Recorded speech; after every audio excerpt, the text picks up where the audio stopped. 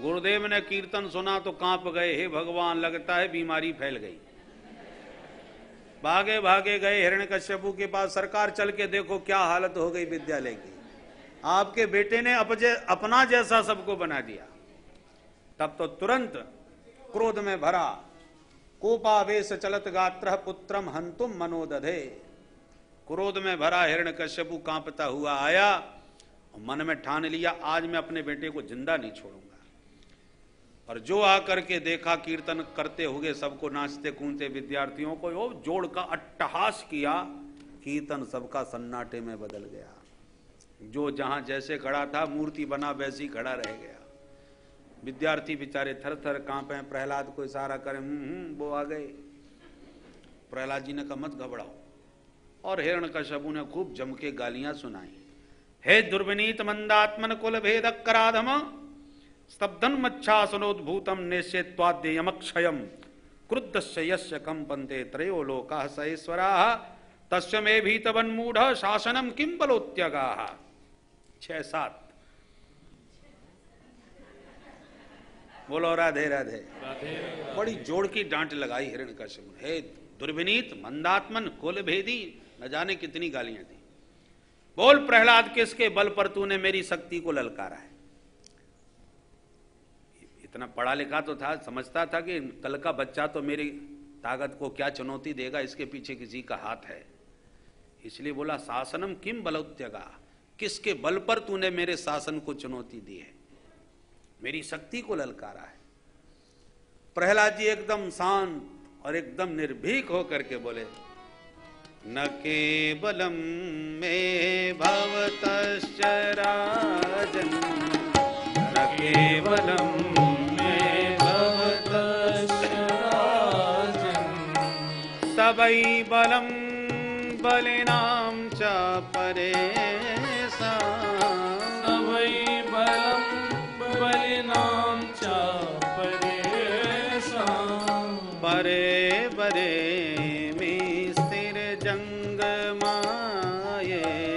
परे परे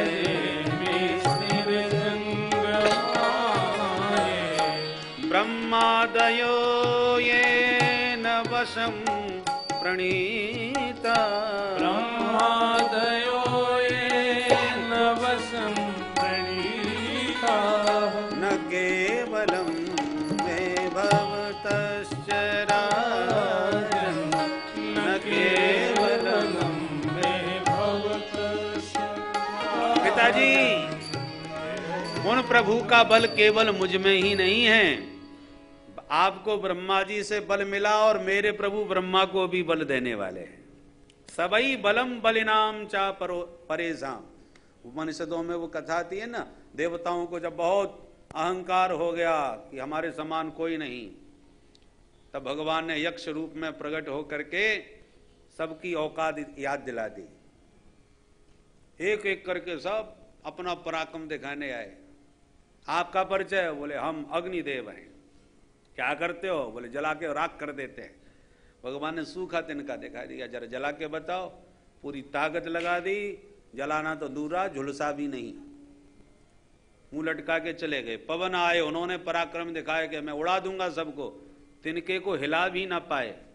तो सबको समझ में आई कि हमारा बल क्या है। सबई बलम बलिनाम चा परेशान। संसार में जिसमें जो भी बल है वो प्रभु का प्रदत्त बल है।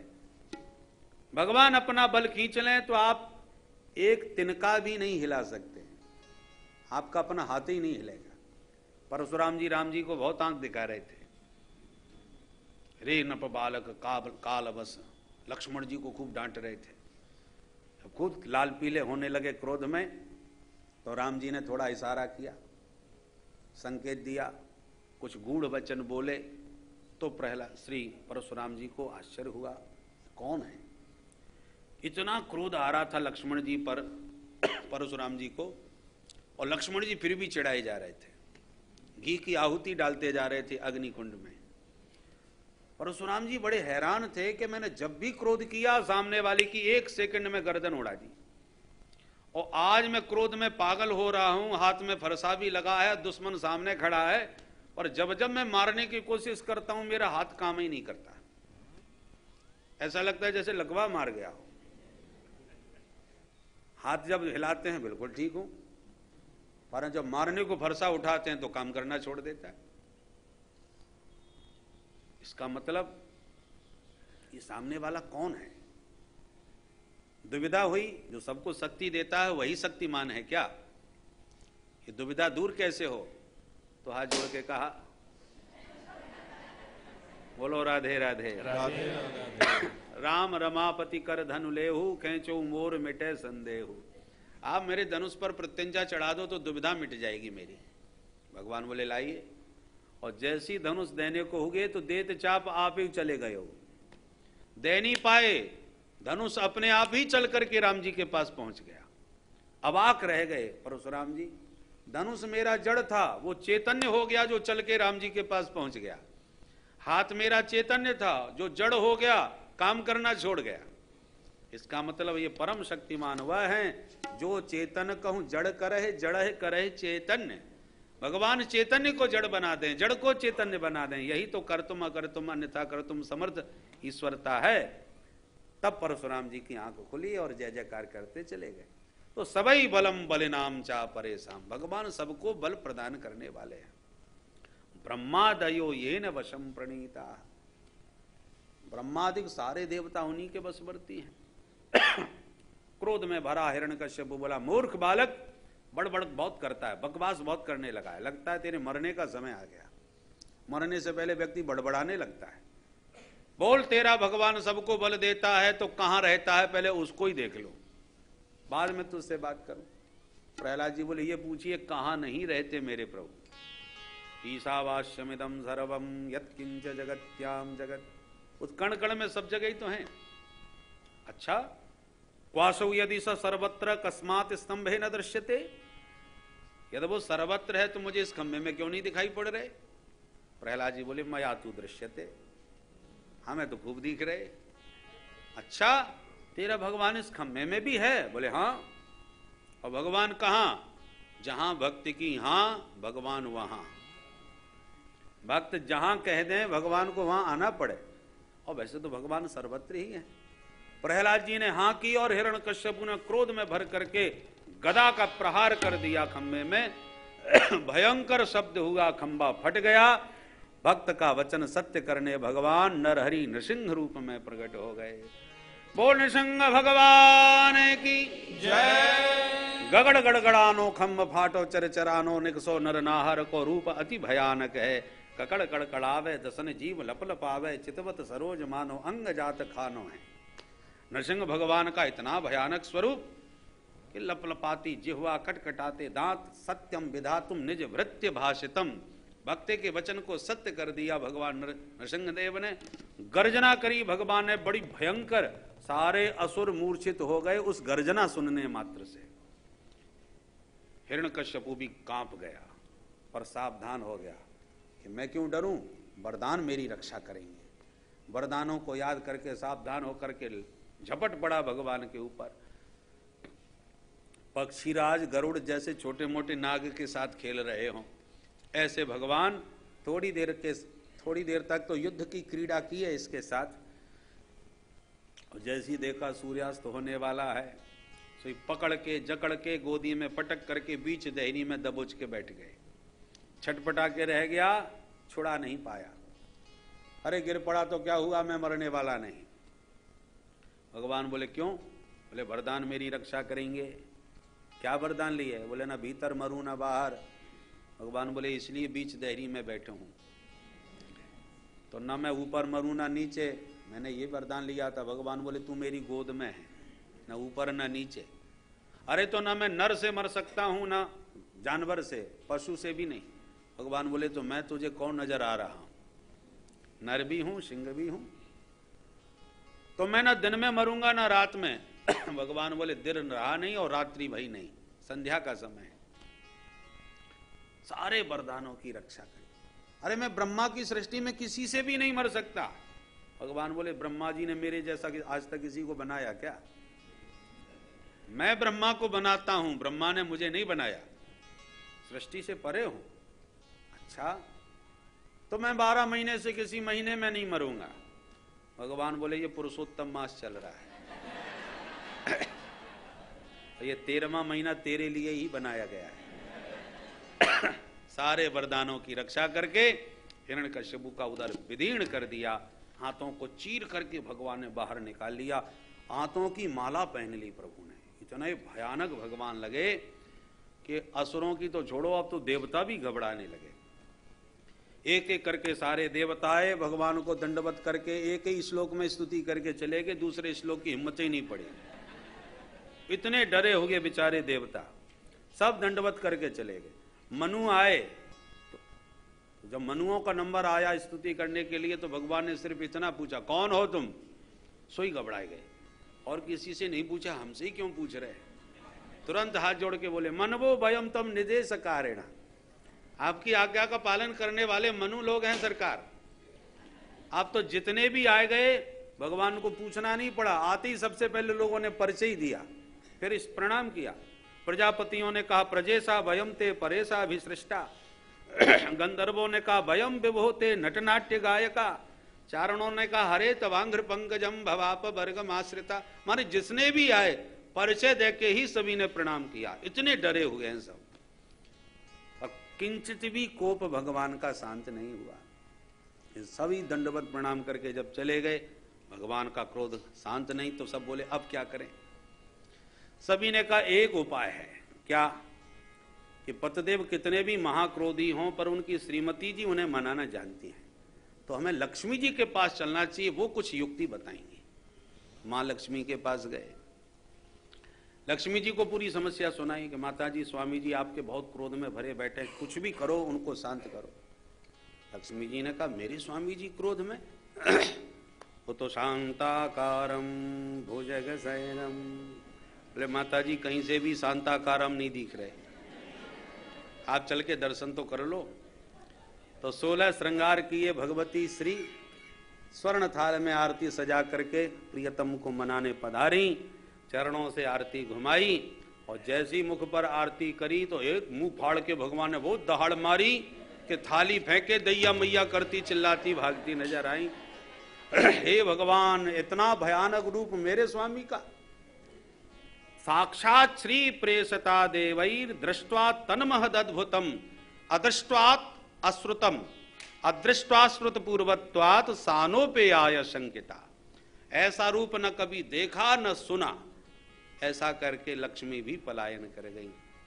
अंत में सबने मिलकर के प्रहलाद जी से प्रार्थना करी, और प्रहलाद जी ने से जब कहा कि पुत्र तुम ही चल करके इनका कोप शांत कर सकते हो, तब प्रहलाद जी आए, और जैसे ही प्रहलाद जी ने प्रणपात किया तो स्वपाद मूले पतितम तमर्भकम विलोक्य देवः कृपया परिप्लुतः उत्थाप्य तस्नीष्ण दधात् कराम्बुजं काला हि वित्रस्तधियां कृता भयम्। चरणों में प्रणिपात प्रहलाद जी ने किया तो भगवान प्रहलाद जी को देखते ही पुलकित हो गए, सारा क्रोध शांत हो गया। खड़े होकर प्रहलाद को उठाकर गोद में बैठाकर इतना वात्सल्य प्रभु का उमड़ पड़ा कि एक भुजा से भगवान बार बार प्रहलाद जी का सिर सहलाते हैं, प्रत्येक अंग को निहारते हैं और कहते हैं प्रहलाद, इतिहास में ये पहला अवसर आया जब मेरा नाम लेने के कारण किसी को इतना सब कष्ट उठाना पड़ा हो। उसका कारण मैं भी बना। जब भी देर होती है तो भक्तों को पुकारने में होती है, मुझे आने में देर कभी नहीं होती। और ये पहला अवसर है जब मेरी तरफ से देर हुई और तुम्हें ये कष्ट उठाना पड़ा, तो मुझे आने में जो विलंब हुआ उसके लिए तुम हमें क्षमा करना। क्वेदम बपुः क्वच वयः सुकुमारमेतत्। नृसिंह पुराण का वचन। भगवान नृसिंहदेव कहते हैं, क्वेदम बपुः क्वच वयः सुकुमारमेतत् क्वैता प्रमत्त कृत दारुणयातनास्ते आलोचितो य विषयो यमभूतपूर्व क्षन्तव्यमंग यदि मे समय विलंब। बोले प्रभु प्यारे अंग कोमल तुम्हारे, दुष्ट असुरों ने मारे मम नाम एक गाने में। गिर से गिराया तुम्हें जल में डुबाया है, कष्ट पहुंचाया दुष्ट अग्नि के जलाने में। उर से लगाए और प्रभु कहें बार बार, करुणा स्वरूप लगे करुणा दिखाने में। मंजुल मुखार बिंद चूम चूम कहें प्रभु, क्षमा करो पुत्र मुझे देर हुई आने में। बार बार भगवान वात्सल्य बरसाते हुए प्रहलाद जी से स्वयं क्षमा मांग रहे हैं। देख करके सारे देवता स्तब्ध रह गए। अपराध सहस्त्राणी, भक्तों को तो अपराध की क्षमा मांगते बहुत बार देखा, पर किसी भक्त के सामने भगवान को क्षमा मांगते पहली बार देखा। प्रहलाद जी के तो आनंद का ठिकाना नहीं रहा।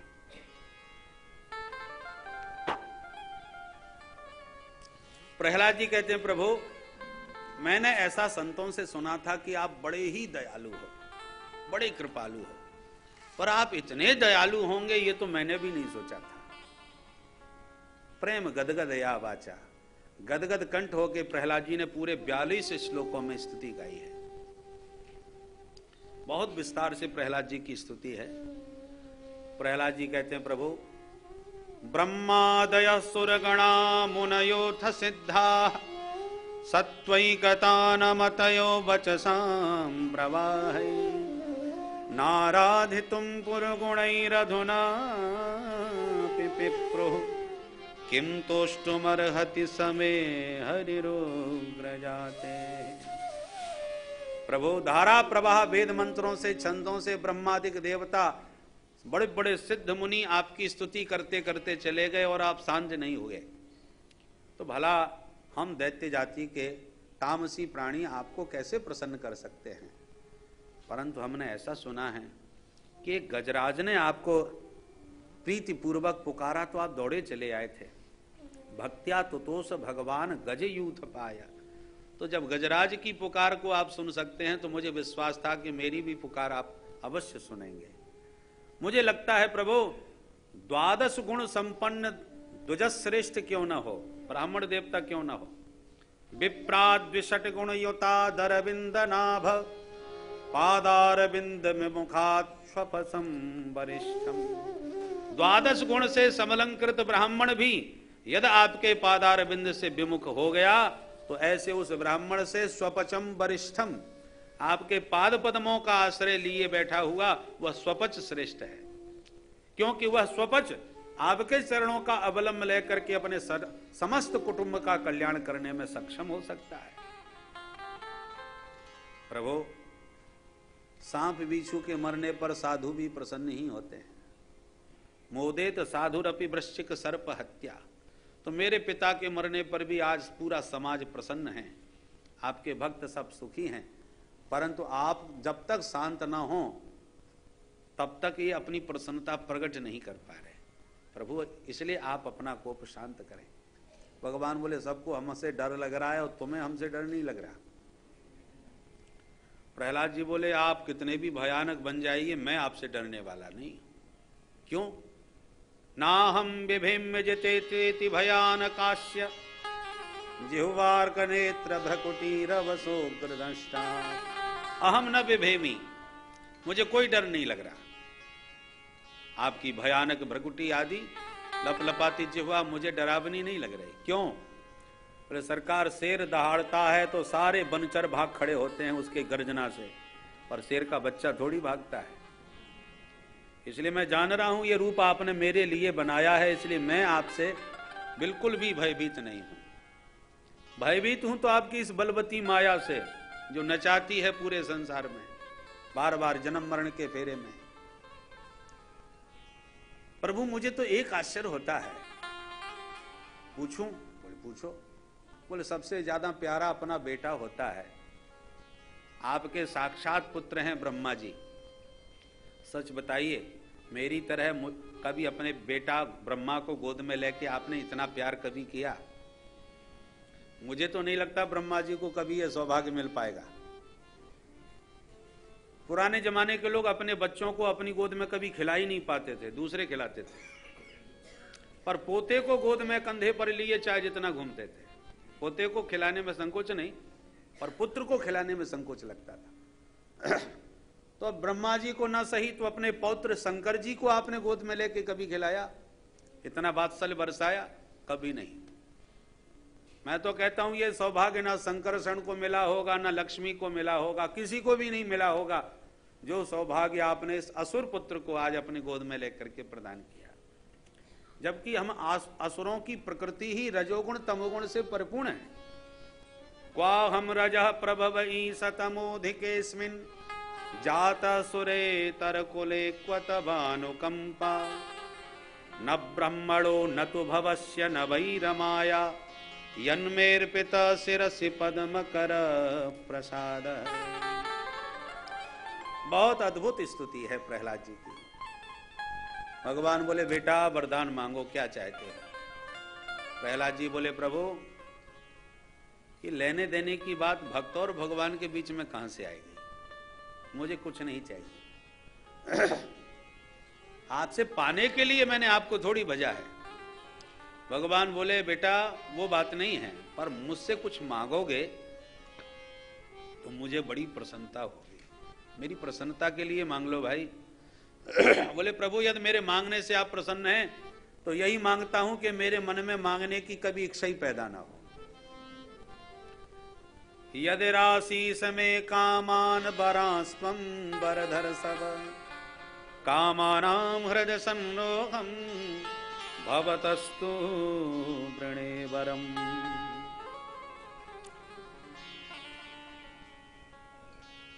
मैं यही वरदान मांगता हूं कि मेरे मन में कभी कोई कामना ही उत्पन्न ना हो, क्योंकि व्यक्ति के मन में कभी कामना ना आवे तो वो तो भगवत कल्प को प्राप्त हो जाता है। 9वें श्लोक में 10वें अध्याय के 9वें श्लोक में प्रहलाद जी भगवत कल्प बता रहे हैं। जैसे काया कल्प करवाते हैं आयुर्वेद में, बोले तुम साक्षात भगवत स्वरूप बन जाओगे, परंतु कब? विमुंचति यदा कामान मानवो मनसस्थितान तर्येव पुंडरीकाक्ष भगवत्वाय कल्पते। मनसस्थितान कामान यदा विमुंचति, अपने मन में कभी कोई कामना शेष न रह जाए, सारी कामनाएं निकाल फेंको, तो तर्येव उसी पल यह जीव भगवत स्वरूप बन जाता है। इसलिए मुझे कुछ नहीं चाहिए। भगवान बोले बेटा तुझे कुछ नहीं चाहिए, पर मुझे दिए बिना रहा नहीं जाता। बैठो पिता के सिंहासन पर और 1 मनवंतर पर्यंत राज्य करो।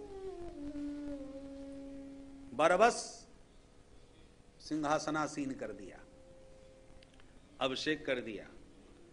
पद पर बैठते ही पिताजी की याद आ गई प्रहलाद को। हाथ जोड़ के बोले प्रभु यदि पद दिया है तो एक वर और दे दीजिए। क्या? बोले बुरे भले जैसे भी हों पर मेरे पिता थे, मेरे पिता की भी सदगति ही होनी चाहिए, अधोगति न होने पावे।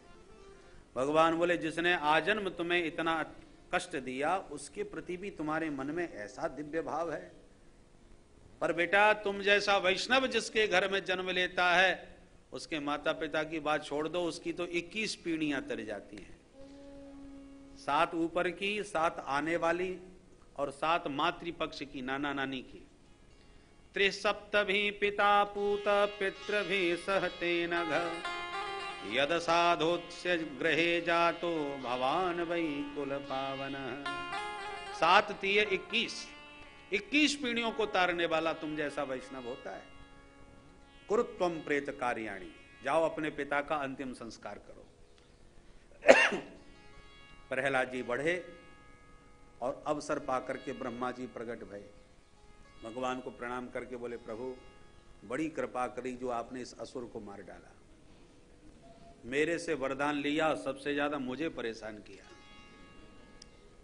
स्तुति करने लगे। देव देव खिलाध्यक्ष भूत भावन पूर्वज दिष्ट्या ते निहत पापो लोक संताप को सुरह।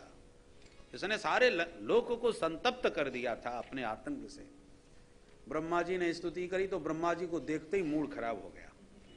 भगवान ने फटकार दिया, मैवंबरो सुराणाम ते प्रदेय पद्म संभव बरह क्रूर निसर्गाणाम महीना अहीनाम अमृतम यथा। ब्रह्मा जी खबरदार, जो किसी दोबारा दैत्य को इतने वरदान दिए तो। अहीनाम अमृतम, तुम सर्पों को अमृत पिलाते हो, देने से पहले विचार करो तुम किसको क्या दे रहे हो। अरे आतंक से वैसी विश्व जूझ रहा है, वो आतंकवादियों को परमाणु बम और पकड़ा दो तो क्या परिणाम होगा फिर। इसलिए हमेशा व्यक्ति को पात्रता के अनुसार देना चाहिए। कुपात्र को यदि दिया तो उसका परिणाम विपरीत होगा। पद्म संभव कह के मानो ब्रह्मा जी पर भगवान ने व्यंग किया, तुम कमल से पैदा हुए हो, पद्म संभव हो ना, तो बाप का कुछ ना कुछ तो अंश बेटा में गुण आते ही हैं। तो जड़ से पैदा हुए हो, कहीं बुद्धि में जड़ता का तो प्रभाव नहीं आ गया। पद्म संभव कह के मानो भगवान ने कटाक्ष किया। ब्रह्मा जी ने क्षमा मांगी और भगवान नृसिंहदेव अंतर्धान। सुखदेव जी कहते हैं तुमने पूछा था कि भगवान ये पक्षपात क्यों करते हैं, दैत्यों को ही क्यों मारते हैं। तो प्रहलाद जी भी तो इसी दैत्य जाति के थे परीक्षित, पर जो स्नेह प्रेम प्रभु का प्रहलाद पाए वो कोई नहीं पा सके। बोल भक्त वत्सल भगवान की। उसके बाद त्रिपुरासुर का वृत्तांत है। 3 पुरों को भगवान ने शिवजी के द्वारा वो त्रिपुर नष्ट किए गए, तो भगवान का नाम त्रिपुरारी पड़ा, शिवजी का, भोलेनाथ का। उसके बाद युधिष्ठिर जी ने वर्ण व्यवस्था के बारे में प्रश्न पूछा, तो नारद जी ने 4 वर्ण और 4 आश्रमों की व्यवस्था बहुत विस्तार से बतलाई। इसके साथ ही सप्तम स्कंद को प्रणाम करते हैं। अष्टम स्कंद में हम लोग प्रवेश करें, जिसमें मनमंत्रों की कथा है। भगवान विविध मनमंत्रों में विविध अवतार लेते हैं। एक मनमंत्र में भगवान ने ग्राह से ग्रसित गजराज का उद्धार किया था। हाथी बहुत शक्तिशाली था, हथनियों के साथ पानी पीने गया, जल विहार करने लगा, मगर ने पैर पकड़ लिया। पहले तो मगर को इसने कुछ नहीं समझा, जब मगर ने खींचा तो घबरा गया। सारी हथनियों ने मिलकर के हाथी को निकालने का प्रयास किया, कुछ नहीं कर पाई। अंत में पूरा परिवार हाथी को छोड़ करके चला गया। हथनियां सब जंगल में लौट गईं। हाथी ने सबसे मन हटा के हरि में आशा जोड़ी। गजेंद्र मोक्ष 3 अध्याय में गजराज की जो स्तुति है, ये स्तोत्र बड़ा ही अद्भुत है। दुस्वप्न को दूर करने वाला है और बड़े बड़े संकट से बचाने वाला है। गजराज ने पुकारा, ओम नमो भगवते तस्मै यत एतच्चिदात्मकं पुरुषायादि बीजाय परेशाय विधीमहि। बहुत पूरा स्तोत्र आप पढ़ें, पर एक देवता का किसी का नाम नहीं है इसमें। एवं गजेंद्रम उपवर्णित निर्विशेषम ब्रह्मादयो विविध लिंग विधाभिमाना। सारे देवता इसका स्तोत्र सुन के आ गए, पर किसी ने जब अपना नाम नहीं सुना तो सब सोच रहे कौन जाए इसके पास, ये किसकी स्तुति है। परंतु जब कोई भी रक्षा में नहीं आया तो भगवान ने सोचा स्तुति कर रहा है, नाम किसी का लेता नहीं, तो जो किसी की स्तुति नहीं वो हमारी स्तुति, जो खजाना किसी का नहीं वो सरकारी हो जाता है। तो भगवान ने अपना नाम सुनने की प्रतीक्षा नहीं करी, वो तो तुरंत दौड़ पड़े। जब नारायण को देख लिया तब इसने सरोवर का कमल कमलाकांत को समर्पित कर दिया और नाम लेके फिर प्रणाम किया। सोन्त सरसुर बलेन गृहीत आर्तो दृष्ट्वा गरुत्मति हरिम ख उपात चक्रम उत्क्षिप्य सांबुज करम गिरमाक कृच्छ्रान नारायणाखिल गुरु भगवन नमस्ते। कमल दल कमलाकांत को निवेदित किया तो भगवान ने तुरंत उसकी सूंड पकड़ के उसे खींच लिया। मगर भी खिंचा चला आया सुदर्शन चक्र से। ग्राहात विपाटित मुखाद अरिणा गजेंद्रम, अरिणा चक्रेण ग्राहित ग्राहात मुखात विपाटित मान। भगवान ने सुदर्शन चक्र से ग्राह का मुख फाड़ दिया और गजराज का उद्धार किया। देखते देखते दोनों का ही शरीर छूटा, दोनों दिव्य रूप में स्तुति करते चले गए। ये दोनों ही शापित थे जो शाप मुक्त हो गए। एक मनमंत्र में भगवान ने समुद्र मंथन करवाया। दुर्वासा मुनि ने एक बार इंद्र को अपने कंठ की प्रसादी माला पहना दी। इंद्र ने वो गले की माला उतार करके हाथी के माथे पर धर दी और हाथी ने सूंड से पकड़ के पैरों में रौंद डाली। दुर्वासा जी का मूड खराब हो गया, मेरी प्रसादी माला का ये हाल किया, जा दुष्ट शाप देता हूं तू श्रीहीन हो जा, और श्रीमद तुझे चढ़ा हुआ है। यदा दुर्वासा सहसापासेन्द्रा लोकास्त्रयो नृपा। दुर्वासा जी के साप का पता चला शुक्राचार्य जी को, तो दैत्यों से कहा कर दो आक्रमण। सारे असुर टूट पड़े और देवता बुरी तरह हार गए, भगवान की शरण में रोते रोते गए। भगवान ने कहा समुद्र मंथन करो, तब अमृत पीकर तुम शक्तिशाली बनोगे, पर अकेले कुछ नहीं कर सकोगे, असुरों का भी साथ लेना पड़ेगा। कैसे साथ लें? बोले अहिमु सकबद्देवा यर्थस्य पद विंगतई। एक काठ की पिटारी में चूहा घुस गया, उसी वक्त एक चूहे की गंध पा करके सर्प घुस गया, इतने में किसी ने आके दरवाजा बंद कर दिया। अब दोनों कैद। चूहा तो थर थर कांप रहा था सर्प को देखकर, सर्प भी बैठा बैठा सोच रहा था इसको तो 1 मिनट में पा जाऊं, परंतु इसमें पड़ा पड़ा मैं भी तो मर जाऊंगा, इस पिटारी से बाहर कैसे निकलूं। सो युक्ति से काम लिया और बोला मामा जी राम राम। चूहा चक्कर में पड़ गया, मैं इसका मामा कब से बन गया? भैया ये संबंध कब बनाया आपने? अरे बोले आपको कुछ नहीं मालूम, परसों हम सर्पों ने मीटिंग की थी, उसमें फैसला लिया है कि चूहों को आज के बाद कभी नहीं मारना। क्यों? बोले हम लोगों की जनसंख्या बढ़ती जा रही है, रहने को मकान मिलते नहीं है, और हमारे मकान तो आप ही लोग बनाते हो, बढ़िया बढ़िया बिल आप लोग खोदते हो, हम तो जाके रहने लगते हैं, इसलिए हमने आप लोगों को मारना छोड़ दिया। चूहा बड़ा खुश हो गया, भांजे राजा अब तो संग ही संग में खूब प्रेम से चैन की बजेगी। बोले बिल्कुल ठीक। अब दो बातों में जब विश्वास जीत लिया, तब सर्प बोला मामा जी अब यहां से बाहर भी तो चलो, कैसे निकलेंगे? चूहा बोला अभी देखो भांजे, पैनी पैनी दांतों से जैसी उसमें काटना चालू किया तो पर्याप्त छेद हो गया, सर्प बड़े आराम से बाहर निकल गया। बोला मामा जी आप भी निकल आओ, और जैसे चूहा मामा बाहर निकले सो गप से मुंह में धर लिए। अरे ये क्या कर रहे हो? बोले कांटेक्ट खत्म, जब तक पिटारी में छेद नहीं था तभी तक का ये संबंध था। तो सर्प कितना शक्तिशाली है, चूहा उसका आहार है, पर परिस्थिति जब आई तो चूहे से राम राम करके काम बनाना पड़ा। अहिमूसक बद्देवा यर्थस्य पद विंगतई अरयोपि संदेया सति कार्यार्थ गौरवे। शत्रु से भी संधि कर लेना चाहिए अवसर पा करके। हाँ महाराज बिल्कुल ठीक कहा आपने। तब देवताओं ने असुरों से जाके कहा बड़े भैया प्रणाम। असुर बड़े चक्कर में हमको प्रणाम करने कैसे आए? क्या चाहते हो, कैसे आना हुआ? बोले हम एक बात कहना चाहते हैं कि तुम भी कश्यप के बेटा, हम भी कश्यप के बेटा, एक बाप के बेटा होके सगे भाई हो गया कि नहीं? बोले वो तो हैं, पर आज ये संबंध याद क्यों आ रहा है? बोले हम ये कहना चाहते हैं कि हमारी तुम्हारी कभी बनती नहीं है, झगड़ा बहुत होता है, पर झगड़ा भले ही होवे, एक दूसरे की हत्या नहीं होनी चाहिए। उसका हमने एक उपाय ढूंढ लिया है। क्या? हम दोनों भैया मिलकर समुद्र मंथन करेंगे, उससे अमृत निकलेगा, उसको हम सब मिलकर के पी लेंगे, अमृत पी के सब अमर हो जाएंगे, फिर रोज लड़ाई होने दो, मरने वाला कोई नहीं। बात तो ठीक है तुम्हारी, अच्छा ठीक है, हम भी राजी हो गए।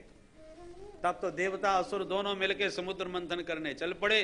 मंदराचल पर्वत को उठा लिया रई का काम करने के लिए, मंथन के लिए, और गणेश जी का पूजन नहीं किया तो गणेश जी नाराज हो गए। 4 कदम पर्वत उठा के चले कि धड़ामदी से पहाड़ गिरा और तमाम लोगों के हाथ पैर टूट गए। असुरों ने कहा भैया हमने तो पी लिया अमृत, पहाड़ उठते नहीं बनता अमृत, क्या पिएंगे हम लोग? तब भगवान को याद किया, प्रभु रक्षा करो। भगवान तुरंत आके बोले मत घबराओ, ये पहाड़ हम उठा के ले जाते हैं। गिरिम चारोप्य गरुड़े हंसते नेके ने लीलया। एक हाथ से ही भगवान ने पर्वत उठाकर गरुड़ पर रखकर उड़ करके समुद्र किनारे धर दिया। तब दोनों देवासुर मिलकर के बासुकी नाग को राजी करके रस्सी का काम कराने के लिए ले आए। बासुकी नाग लिपट गया। भगवान ने सोचा जिसने मुंह पकड़ा उसकी हो गई विडंबना, तो जानबूझ के भगवान बोले भाई देवताओं, आप उच्च कुल में पैदा हुए हो, इसलिए आगे की तरफ आप ही लोग रखना। असुरों से कहा जाओ तुम पीछे लग जाओ।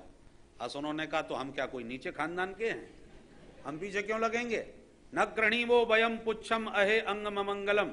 हम अमंगल भाग पिछला हम पकड़ेंगे, हम लगेंगे तो आगे लगेंगे महाराज। भगवान बोले ठीक है भाई, आप ही बड़े बाप के बेटा सही। असुरों ने अहंकार में मुंह पकड़ा, देवताओं ने पूंछ पकड़ी। पर्वत को उठा करके जब रखा गया समुद्र में, वो डूबने लगा। अरे अब क्या होगा, घबराए। भगवान ने तुरंत कच्छप रूप बना के पर्वत को पीठ पर धारण कर लिया।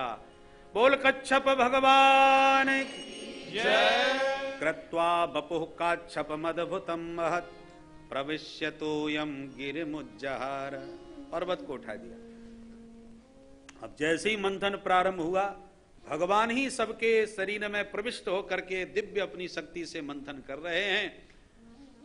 भयंकर कालकूट विष पैदा होने लगा। अब मुंह की तरफ लगे हुए असुर तो वैसे ही जले जा रहे थे। बासुकी नाग फुसकार छोड़ रहा था, तो मुंह के पास लगे असुर बेचारे जल रहे थे, मन में पछता रहे थे। और बन लो बड़े बाप का बेटा, बेचारे सब काले पड़ गए।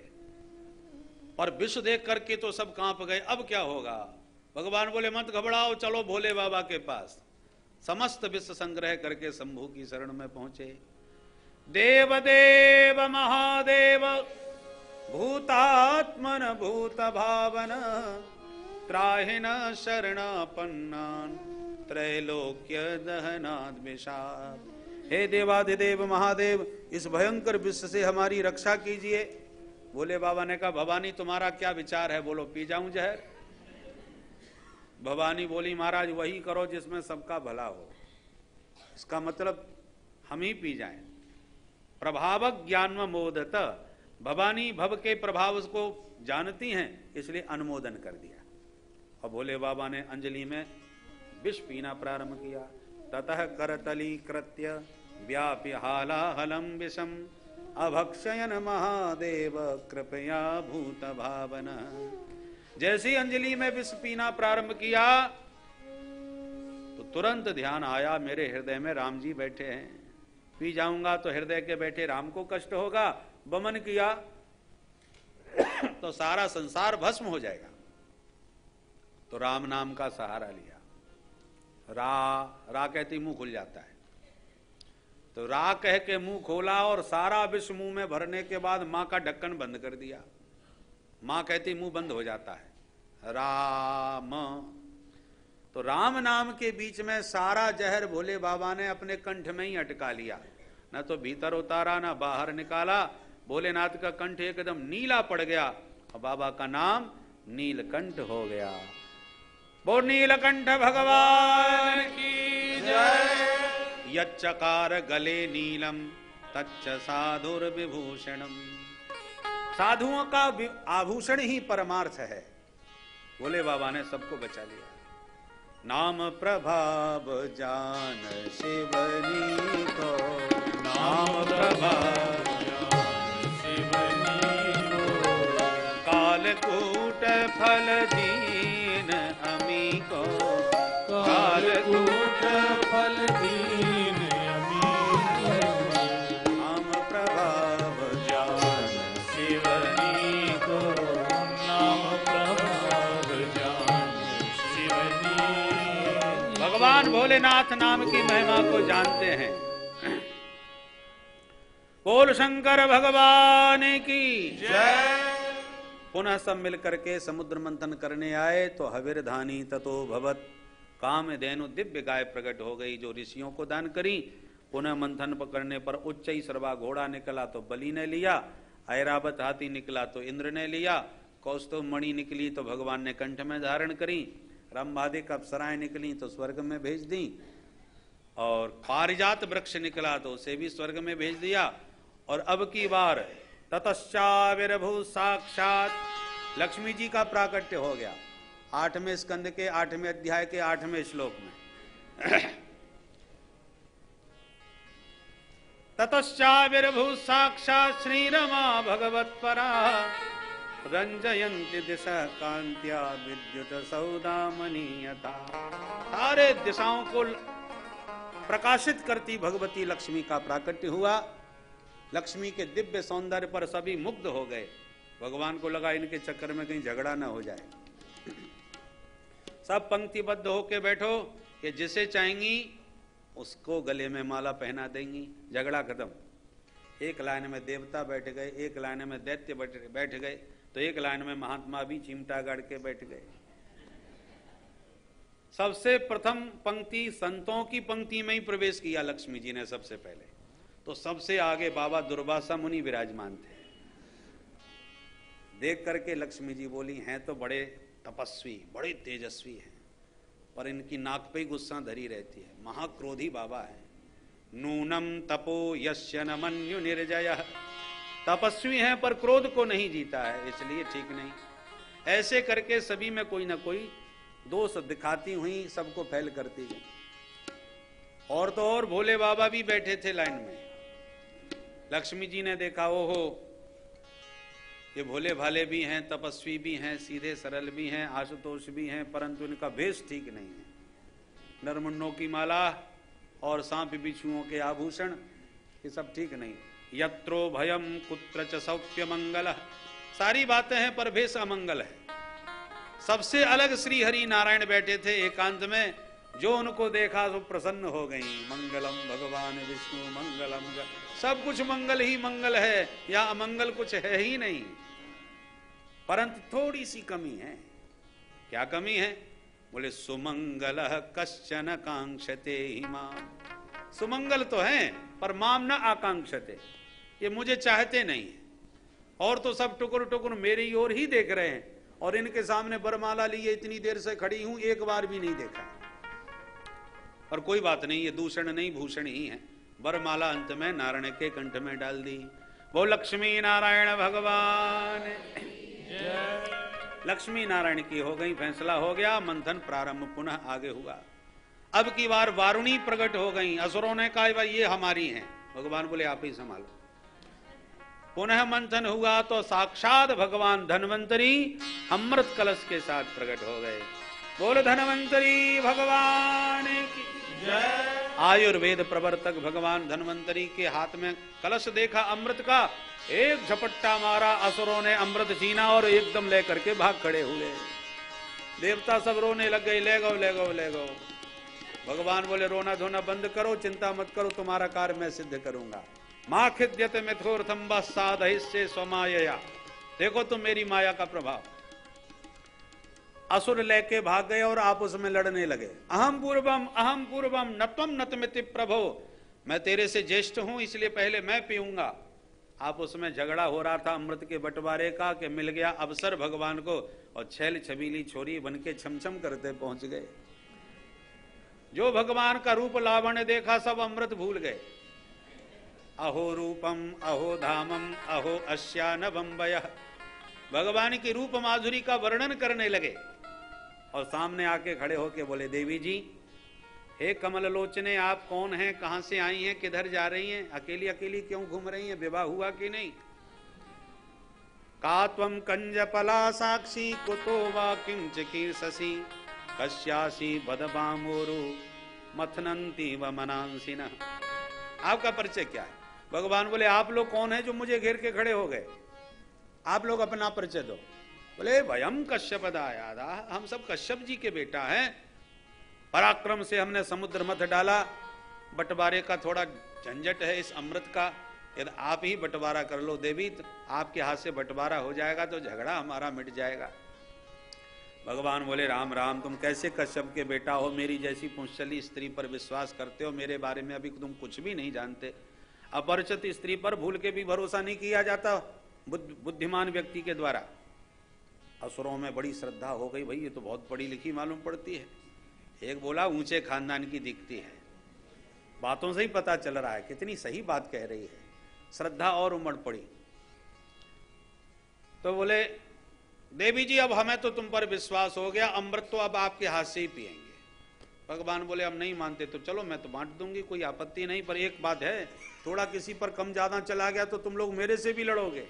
अरे नहीं नहीं देवी, आप भले घराने के हो तो हम इतने गिरे खानदान के नहीं हैं, वचन देते हैं जैसे चाहो बांटो, हम आपसे कोई बिल्कुल भी झगड़ा नहीं करेंगे। अच्छा तब ठीक है। बड़े प्रेम से अमृत भगवान को सौंप दिया। भगवान बोले अब सब लाइन लगा के बैठो। इतने में देवता आ गए। ये कौन है? बोले हमारे सौतेले भाई हिस्सा मांगने आ रहे हैं, आप जल्दी फटाफट बांटो। फिर तुम कहो तो असुरो, इस घड़े में गाढ़ा गाढ़ा अमृत नीचे है, ऊपर मेरा पानी पानी है। कहो तो ऊपर का पानी पानी दो दो बूंद पहले इन्हीं को न पिला दिया जाए। बाद में असली प्योर माल आपको मिलेगा। असुरों ने कहा वाह देवी बड़ी होशियार हो, ठीक है ये बात है, तो थोड़ा बहुत ऊपर ऊपर का उनको पिला दो। और तुरंत भगवान का संकेत पा करके देवता बैठ गए लाइन में। भगवान देवताओं को पिलाते गए अमृत और मुस्कुराते गए असुरों की तरफ। असुर भगवान की मुस्कान पर ही लट्टू बने रहे, उधर अमृत देवता पीते रहे। स्वरभानु दैत्य होशियार था, उसे शंका हो गई, वो देवता बन के सूर्य चंद्र के बीच बैठ गया। भगवान ने उसे भी पिला दिया, पर तब तक सूर्य चंद्र ने इशारा कर दिया। भगवान ने तुरंत उसका सिर काट दिया, पर पी चुका था अमृत, इसलिए राहु और केतु के रूप में परिणत हो गया। सूर्य चंद्र ने मेरा रहस्य खोला, इसलिए उन पर उसने आक्रमण करना चालू किया। और उधर अमृत के साथ भगवान अंतर्धान। बोल मोहिनी भगवान की जय। अब असुरों को होश आया, आपस में बोले क्यों भाई वो देवी जी किधर चली गई? एक बोला देवी गई सो गई, पर अमृत किधर गया? अब ना तो देवी जी का पता ना अमृत का। अरे राम राम, लगता है हमारे साथ धोखा हुआ है, पता लगाओ धोखेबाज कौन थी। एक बोला मुझे लगता है वो थी नहीं था, मैं विश्वास पूर्वक कह सकता हूं वो छलिया विष्णु है जो छोरी बन के हमको छमछम करके पागल बना गया। अरे राम राम, बड़ा भारी धोखा दिया है देवताओं ने, मारो इन सबको। तत्र देवासुरो नाम रणः परम दारुण। बड़ा भयंकर देवासुर संग्राम छिड़ गया, परंतु अमृत की शक्ति से और भगवान की कृपा से सारे देवता शक्तिशाली हो चुके थे। मार मार के सारे असुरों को मौत की नींद सुला दिया। स्वर्ग सिंहासन पर देवता आसीन हो गए। पर मरे हुए असुरों को शुक्राचार्य जी ने मृत संजीवनी विद्या से फिर जिंदा कर लिया। इस युद्ध में बलि भी मारे जा चुके थे, पर शुक्राचार्य जी ने जिंदा कर लिए। बलि ने कहा गुरुदेव आपकी कृपा से बच गए, और बदला अवश्य लेना है, क्या किया जाए? तब बोले देखो तुम ब्राह्मणों की सेवा करो, ब्राह्मणों की सेवा करोगे तो आज भी तुम सिर स्वर्ग सिंहासन पर बैठ सकते हो। अच्छा, तो ब्राह्मणों को प्रसन्न करने में कितनी देर लगती है? बढ़िया बढ़िया खीर मालपुआ का भंडारा पवाए दो, सोई प्रसन्न। ब्राह्मण सब प्रसन्न हो गए। तेजोमय रथ का निर्माण करके बलि को आशीर्वाद में दे दिया कि इस रथ में तुम कभी पराजय का मुख नहीं देखोगे। बलि ने तुरंत रथ में बैठ के आक्रमण बोल दिया देवताओं पर। देवगुरु बृहस्पति जी बोले जल्दी भाग लो, इसी में भलाई है, नहीं तो सब पिटोगे, क्योंकि इस समय ब्राह्मणों के आशीर्वाद का कवच पहन के बलि आया है। तब तो सारे देवता भाग खड़े हुए, और स्वर्ग सिंहासन पर बलि ने कब्जा कर लिया। शुक्राचार्य जी बोले देखा चमत्कार, अब एक काम और कर लो फटाफट। क्या? बोले सिंहासन तो मिल गया, पर बहुमत भी सिद्ध करना पड़ता है। मतलब? बोले 100 यज्ञ कर लोगे तभी शतक्रतु का पद प्राप्त करोगे, फिर तुम्हें कोई हटा नहीं सकता। ठीक है गुरुदेव। प्रारंभ हो गए यज्ञ। उधर देव माता अदिति विचारी दुखी हैं, मेरे बच्चे भटकते फिर रहे, मैं क्या करूं? तब कश्यप जी ने उन्हें एक व्रत बताया। फाल्गुन श्यामले पक्षे द्वादशाहम पयोव्रत। फाल्गुन के शुक्ल पक्ष में दूध पी करके 12 दिन में यह व्रत किया जाता है, इसको पयोव्रत कहते हैं। मां अदिति ने इस पयोव्रत का पालन किया, इससे प्रभु प्रसन्न हुए,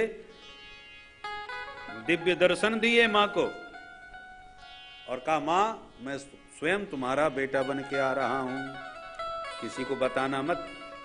समझा करके भगवान स्वयं अदिति मां के गर्भस्थ हुए। कालांतर में भादों का महीना आया, और शुक्ल पक्ष की द्वादशी में भगवान मां अदिति के गर्भ से बटुक वामन बन के प्रकट हो गए। बोल वामन भगवान की जय। तम बटुम वामनम दृष्ट्वा मोदमाना महर्षय कर्माणि कारयामासु पुरस्कृत्य प्रजापति। 18वें अध्याय का 13वां श्लोक। वामन भगवान का प्राकट्य हुआ, महात्मा सब मुग्ध हो गए, श्री हरि हमारे ऋषिकुल में प्रकट हो गए हैं। मोदमाना महर्षय, महात्मा बड़े प्रसन्न। सभी ने मिलकर धूमधाम से उपनयन किया, जनेऊ संस्कार।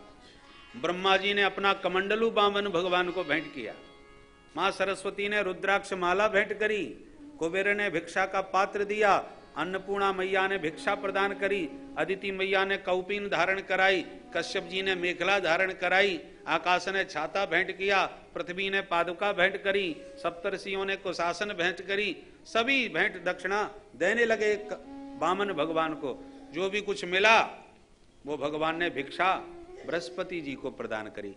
बृहस्पति जी ने यज्ञोपवीत धारण करा करके गायत्री मंत्र प्रदान किया।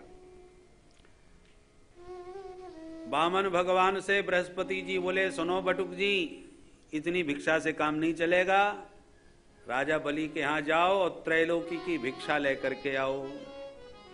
जो आज्ञा गुरुदेव। वामन भगवान चल पड़े, छाता लगाए, कमंडलू हाथ में लिए, खड़ाऊ चटपट करते हुए चले जा रहे हैं, छोटे से बौने से। नर्मदा तट पर जैसी बलि के यज्ञ स्थल में पहुंचे, इतना दिव्य तेज मुखमंडल पर के बलि तो देखते ही उठ के खड़ा हो गया। यज्ञ के सभी ब्राह्मणों को साथ में लेकर के वामन भगवान का स्वागत करने लगा। स्वागतम ते नमस्तुभ्यम ब्रह्मण किं करवामते, ब्रह्मर्षीणाम तपः साक्षात् मन्ये त्वार्य वपुर्धरम। आप तपस्वी नहीं, ऐसा लगता है मूर्तिमती तपस्या ही मेरे सामने आ खड़ी हो। अद्य नः पितरस्तृप्ता अद्य नः पावितम कुलम। मेरे पितर तृप्त हो गए, कुल पावन हो गया, जो आपके श्री चरणारविंद मेरे यज्ञ स्थल में पधारे। आपकी मैं क्या सेवा कर सकता हूं? भगवान बोले, क्या सेवा करना चाहते हो? अरे महाराज, जो आप आज्ञा दो। गैया चाहिए तो सुंदर सुंदर गाय आपको दूंगा। भगवान ने सिर हिला दिया। तो सोना चांदी चाहिए, खजाने में खड़ा कर देता हूं, चाहे जितना भर के ले जाइए। भगवान ने सिर हिला दिया। अच्छा, तो मकान चाहिए, बढ़िया कोठी बना के दूं? बोले नहीं भाई, मकान भी नहीं चाहिए। तो फिर क्या चाहिए? अरे अब समझ गया, बोने से हो, विवाह नहीं हुआ होगा तुम्हारा। आज्ञा करो महाराज, कहीं से भी ढूंढ के लाऊं, ब्राह्मण की बेटी बोनी कन्या से ही तुम्हारा विवाह करवाऊंगा। भगवान हंस करके बोले, नहीं नहीं, शादी विवाह कराने नहीं आए। तो फिर क्या चाहिए? गाम कांचनम गुणवद्धाम अमृष्टम तथान्नपेयम उत वा विप्रकन्याम। आप मांगो तो सही। भगवान अब प्रशंसा करने लगे। वाह राजन, जैसा नाम सुना था वैसा ही व्यवहार आपका देखा। बचस्तवे तज्जन देव सुनृतम कुलोचितम धर्मयुतम यशस्करम। तुम्हारा बहुत उज्जवल वंश है राजन, तुम्हारे वचन तुम्हारे ही कुल के अनुरूप हैं। तुम्हारे वंश में एक से एक तपस्वी, तेजस्वी, पराक्रमी महापुरुष हो गए हैं। यतो जातो हिरण्याक्षो चरण एक इमाम महीन। हिरण्याक्ष हिरण्यकश्यपु कितने प्रतापी हो गए तुम्हारे पूर्वज। और प्रहलाद जी की भक्ति का तो कहना ही क्या है। प्रहलाद के बेटा विरोचन परम उदार परम दानी थे, और विरोचन के बेटा बलि तुम हो। बलि बड़े चक्कर में पड़ गया। नेक्सा ब्रह्मचारी पूरे खानदान को जानता है, पूरी वंशावली सुना डाली। हाथ जोड़ के बोला, महाराज तो आप मेरे वंश से परिचित हो, तो अब ये तो बताओ मैं आपकी सेवा क्या करूं? भगवान बोले, तुम्हारे वंश की परंपरा रही है कि तुम्हारे दरवाजे से आज तक कोई खाली हाथ गया ही नहीं है, और मैं जानता हूं तुम मुझे भी जाने नहीं दोगे। परंतु क्या करूं, मैंने आज तक किसी से कभी कुछ मांगा नहीं, मांगने का स्वभाव ही नहीं। पर तुम मुझे बिना दिए छोड़ोगे नहीं, इसलिए मांग रहा हूं पहली बार। क्या? पदानि त्रीण दैत्येन्द्र सम्मतानि पदा मम। मेरे ये पैर देख रहे हो ना, इन्हीं पैरों से 3 चरण भूमि नाप करके हमको दे दो। बलि ठहाका मार के हंसा, अबारे ब्रह्मचारी, कितनी मेरी प्रशंसा करी और 3 चरण भूमि मांगी, ये कोई मांगना है? अहो ब्राह्मण दायाद बाचस्ते वृद्ध सम्मता त्वं बालो बालिशमति स्वार्थम प्रत्यबुधो यथा। तू स्वार्थ सिद्ध करना नहीं जानता, काया बोनी बुद्धि भी बोनी, मांगने नहीं आया तेरे को। अरे ब्राह्मण के बेटा, मेरे सामने मांगने वाले को जीवन में कभी दोबारा मांगना नहीं पड़ता। कुछ और मांगो। भगवान बोले सुनो, ब्राह्मण को संतोषी होना चाहिए, जितने में निर्वाह होए उतना ही लेना चाहिए। असंतुष्ट ब्राह्मण का पतन होता है। और जो अजितेंद्रिय होते हैं, इंद्रियों के जो गुलाम होते हैं राजन, उनको तुम त्रैलोकी की संपत्ति भी दे दोगे फिर भी उनका पेट भरने वाला नहीं है, हैं? न शक्नुवन्ति ते सर्वे प्रतिपूरयितुं नृप। तुम सर्वस्व दे दो फिर भी अजितेंद्रिय पुरुष कभी भी तृप्त नहीं होने वाले। ब्राह्मण को तो संतोष ही होना चाहिए, जितना मिल जाए उसमें खुश हो जाए। यदक्षा लाभ तुष्टस्य तेजो विप्रस्य वर्धते। जितना मिल जाए उसमें जो प्रसन्न रहता है, ऐसे ब्राह्मण का ब्रह्म तेज प्रखर होता है। अब जितनी आवश्यकता हमको लगी उतना हमने मांग लिया। एतावतैव सिद्धोहम वित्तम यावत प्रयोजनम। बलि बड़ा प्रभावित हुआ। मैंने बहुत ब्राह्मण देखे पर इतना संतोषी जीवन में पहली बार देखा। शुक्राचार्य जी ने टेढ़ी निगाह से देखा, मैं भी ब्राह्मणों में ही रहता हूं, ये अनोखा ब्राह्मण कहां से आया जो इससे ज्यादा मांगता ही नहीं। तुरंत दिव्य दृष्टि से ध्यान लगाया। भगवान बोले देखो भाई, देना हो तो फटाफट हाथ में जल लो, संकल्प करो, मुझे संध्या बंदन के लिए समय हो रहा है। बलि ने कहा महाराज अब इसमें संकल्प क्या करना, आपने मांगा मैंने दिया, जो अच्छी भूमि लगे आप नाप लीजिए। भगवान बोले ऐसे कैसे, बिना संकल्प के कैसे नापेंगे, पहले जल हाथ में लेके संकल्प देना होगा। अच्छा महाराज जिसमें आप प्रसन्न हो वो करो, तो हाथ में जल लो। जल का पात्र जैसे ही उठाया, शुक्राचार्य जी ने पट्ट से हाथ पकड़ लिया। बलि सावधान। अरे गुरुदेव क्या हो गया? बोले इस बोने को ठीक से देखो और पहचानने की कोशिश करो ये कौन है। बोले महाराज बामन है, और कौन है? अरे राजन तुम धोखा खा रहे हो, ना ये बामन है ना 53। मैंने इसको अच्छी तरह पहचान लिया। कौन है गुरुदेव? ये एस भैरोचने साक्षात भगवान विष्णुरव्ययः कश्यपाददितिर्जातो देवानां कार्य साधक। देवताओं का कार्य सिद्ध करने के लिए वही छलिया विष्णु पहले छोरी बन के आया था, अब बौना बन के आ गया। बातों में मत आ जाना, नहीं बर्बाद हो जाओगे तुम। मैंने अपनी दिव्य दृष्टि से इसके हाथ पैर सब देख लिए। ये चाहे 2 चरणों में सारा ब्रह्मांड नाप सकता है, तुम्हारे पास स्थान नहीं बचेगा देने के लिए। अभी कुछ नहीं बिगड़ा है, संकल्प नहीं हुआ है, मना कर दो।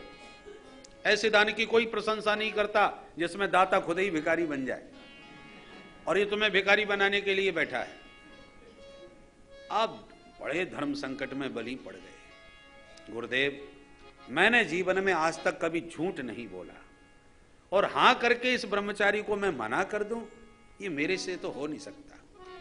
देखिए गुरुदेव, यदि ये ब्रह्मचारी है तो 3 चरण भूमि लेके चला जाएगा, और यदि ये साक्षात विष्णु है तो ये कितना बड़ा मेरा सौभाग्य होगा कि सारा संसार जिसके सामने हाथ पसारता है वो मेरे सामने हाथ पसार रहा है। दाता एक राम, भिखारी सारी दुनिया।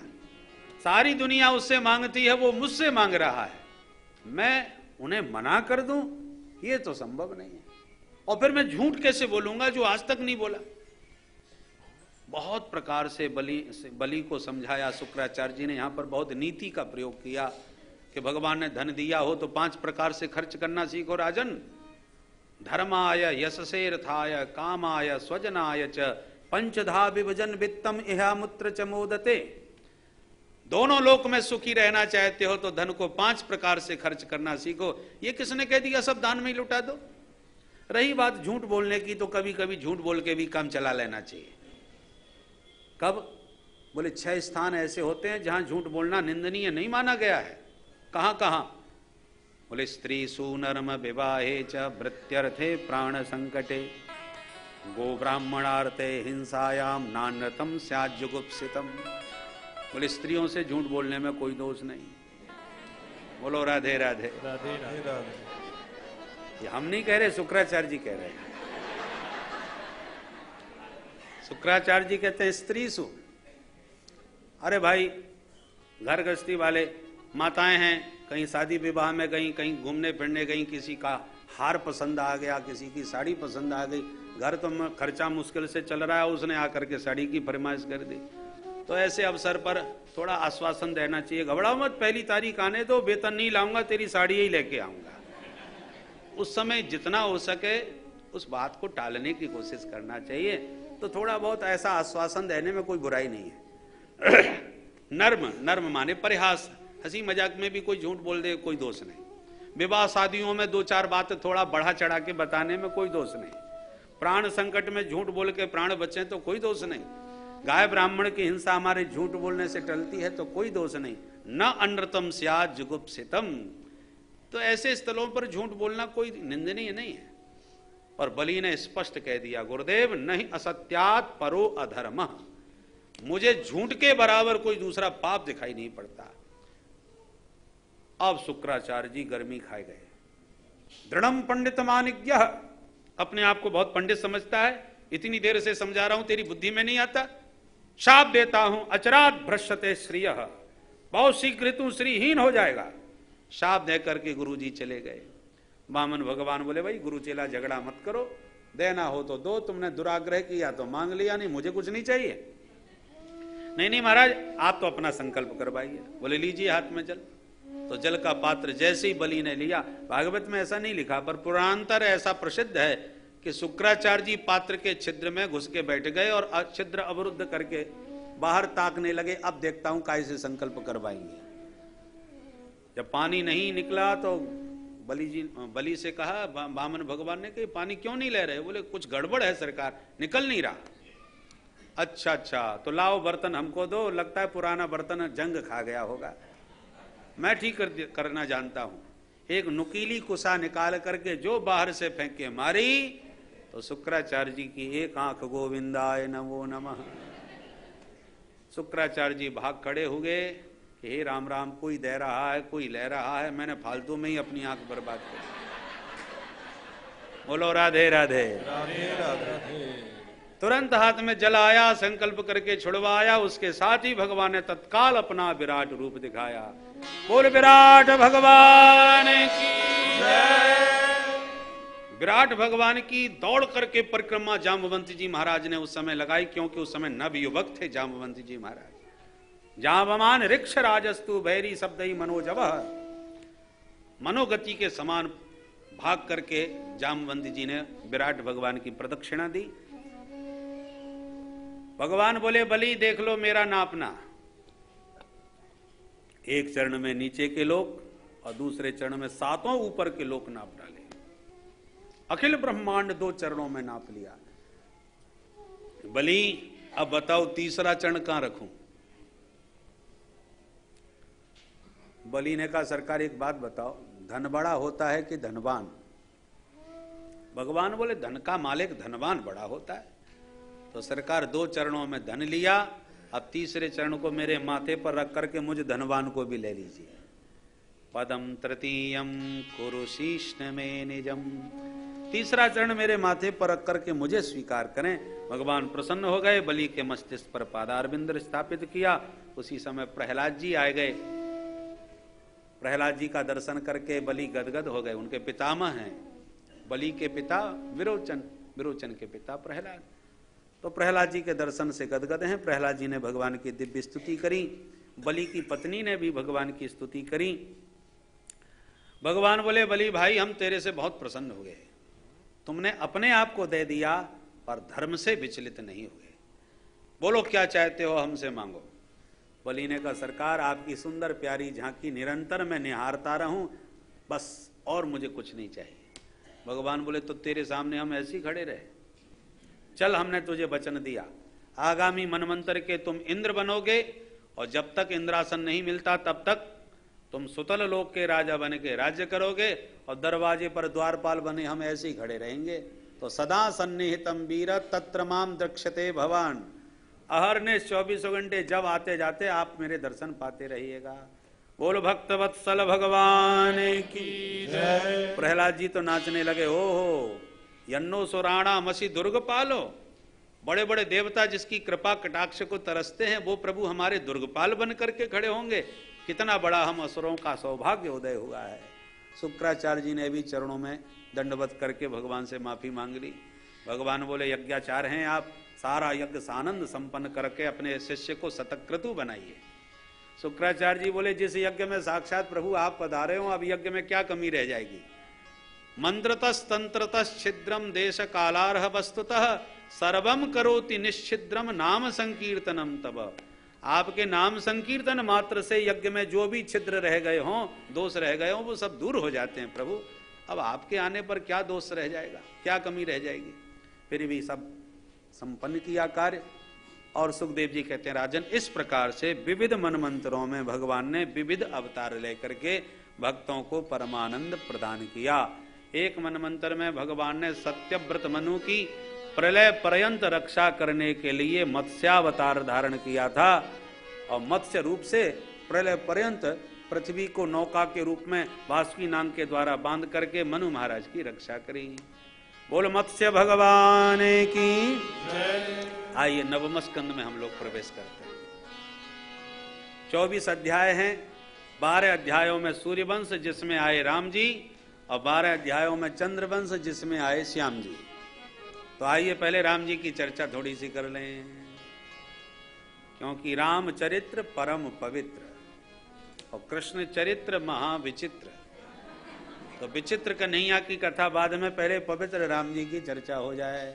हरे राम राम राम सीता राम राम राम, हरे राम राम राम सीता राम राम, हरे राम राम राम सीता राम राम राम, हरे राम राम राम सीता राम राम राम, हरे राम राम राम सीता राम राम राम, हरे राम राम राम सीता राम राम राम, हरे राम राम राम सीता राम राम राम, हरे राम राम राम सीता राम राम राम, हरे राम राम राम सीता राम राम राम, हरे राम राम राम सीता राम राम राम, सीता राम राम राम, हरे राम राम राम सीता राम राम राम,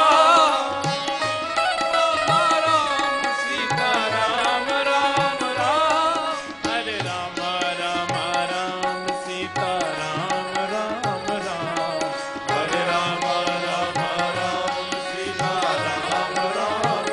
सीता राम राम, हरे राम राम राम सीता राम राम, हरे राम राम राम सीता राम राम राम, हरे राम राम राम सीता राम राम राम, हरे राम राम राम सीता राम राम, हरे राम राम राम सीता राम राम राम, हरे राम राम राम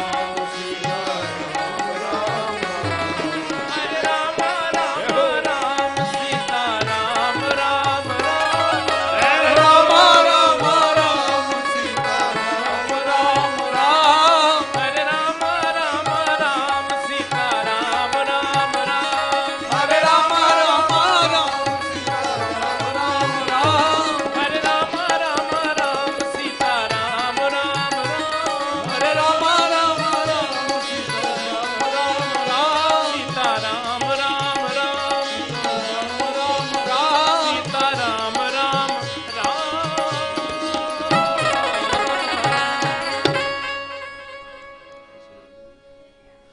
बोलो भजन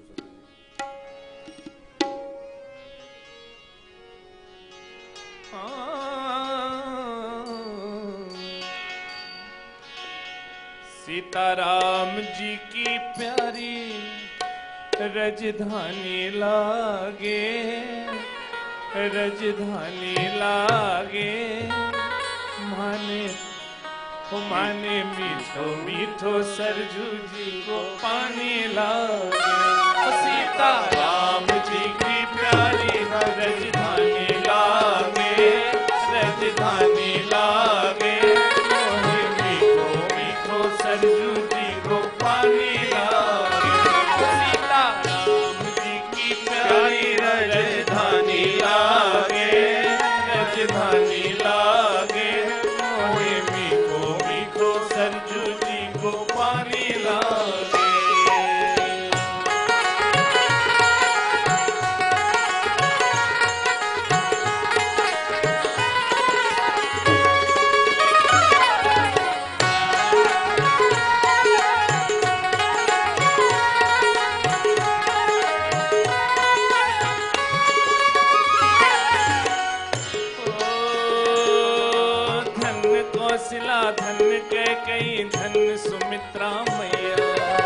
धन्य कौशल्या धन्य कैकेयी धन्य सुमित्रा मैया। धन्य कौशल्या धन्य कैकेयी धन्य सुमित्रा मैया। धन्य कौशल्या धन्य कैकेयी धन्य सुमित्रा मैया। धन्य भूप दशरथ के आंगन खेले चारों भैया। धन्य भूप दशरथ के आंगन खेले चारों भैया। मीठी तोतरी रसीली प्रभु की वाणी लागे, प्रभु की वाणी लागे। मोहे मीठो मीठो सरजू जी को पानी लागे। सीता राम जी की प्यारी राजधानी लागे, राजधानी लागे। मोहे मीठो मीठो सरजू जी को पानी लागे।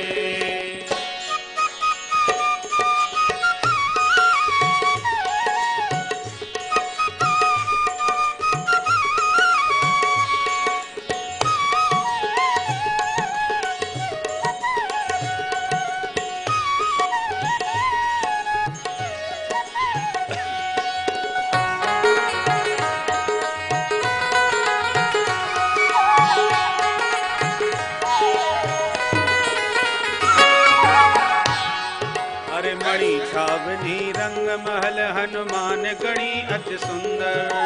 मणि छावनी रंग महल हनुमान गढ़ी अति सुंदर।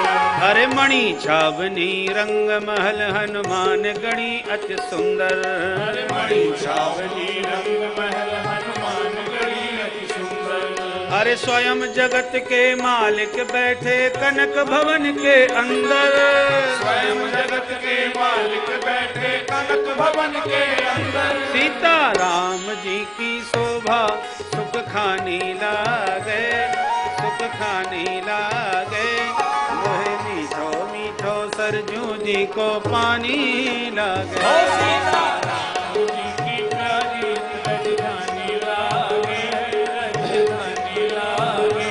मोहे मीठो मीठो सरजू जी को पानी लागे। जय हो।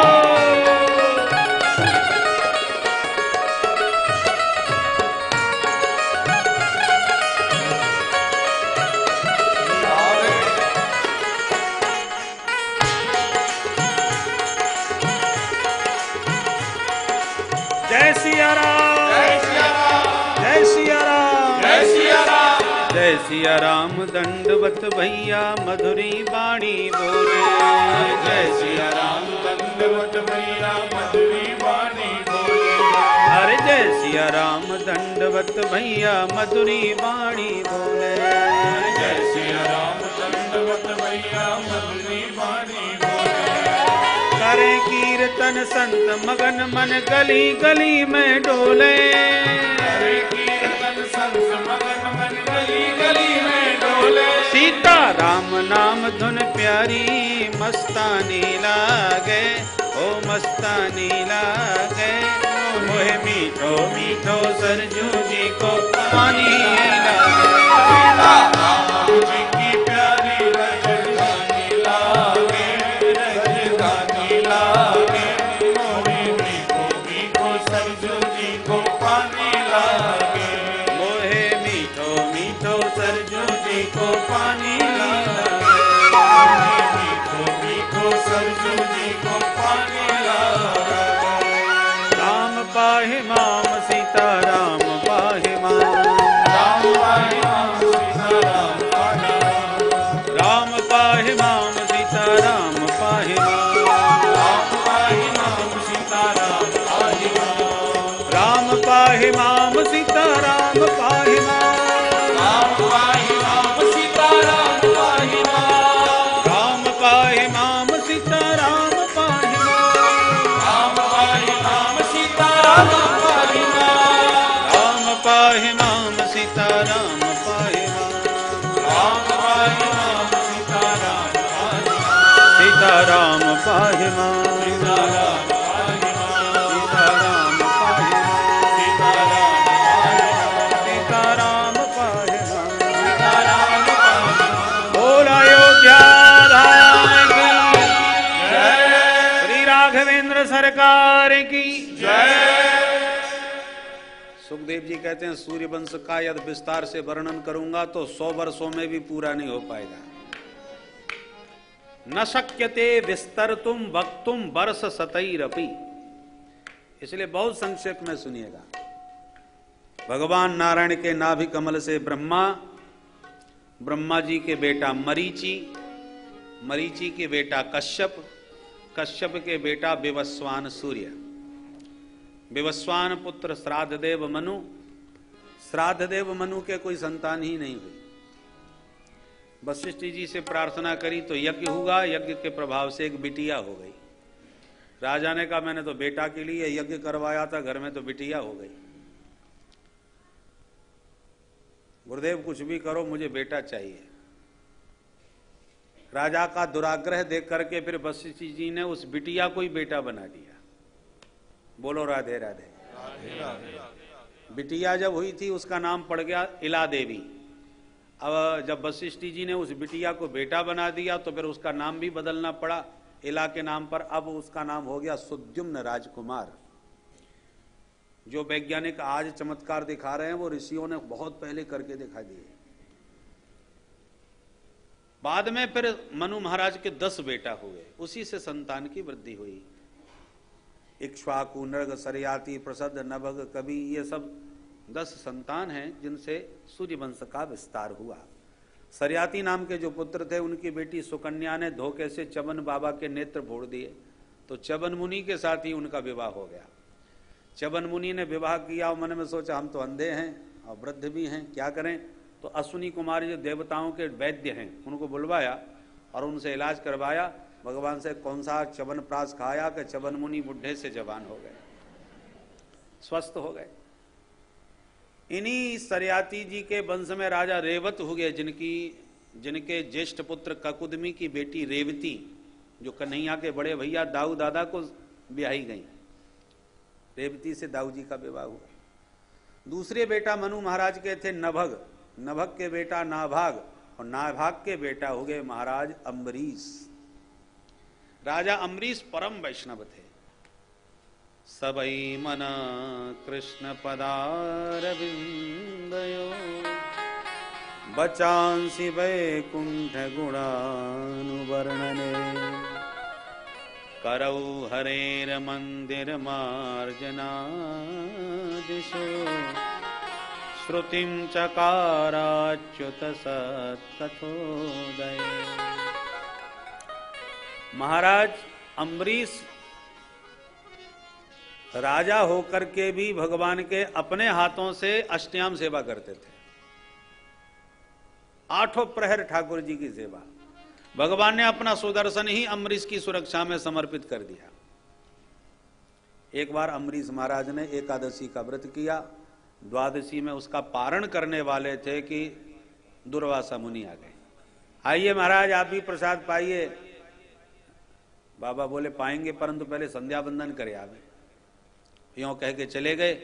द्वादशी का अक्षय था, त्रयोदशी लगने वाली थी, सो भगवान का चरणामृत पी कई व्रत खोल लिया। दुर्वासा जी को पता चला व्रत खुल गया, कोप में कांप गए। यो माम अतिथि मायातम आतिथ्येन निमंत्र च अदत्वा भुक्तवांस्तस्य सद्दस्य दर्शये फलम। मेरा निमंत्रण किया और मुझे पवाए बिना तूने व्रत कैसे खोल लिया? अभी फल चखाता हूं।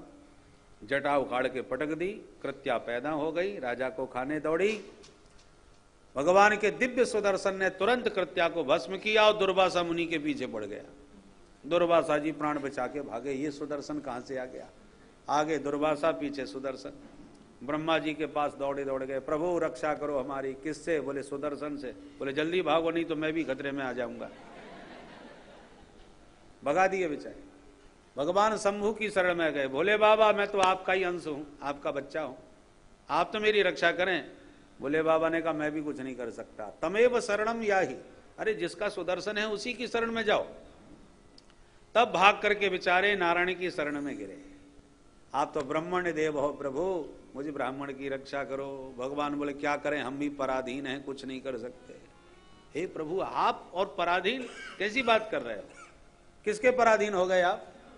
भगवान स्वीकार करते हैं, अहम भक्त पराधीनो यस्वतंत्र इव द्विज साधुभिर्ग्रस्त हृदयो भक्तैर्भक्त जन प्रिय।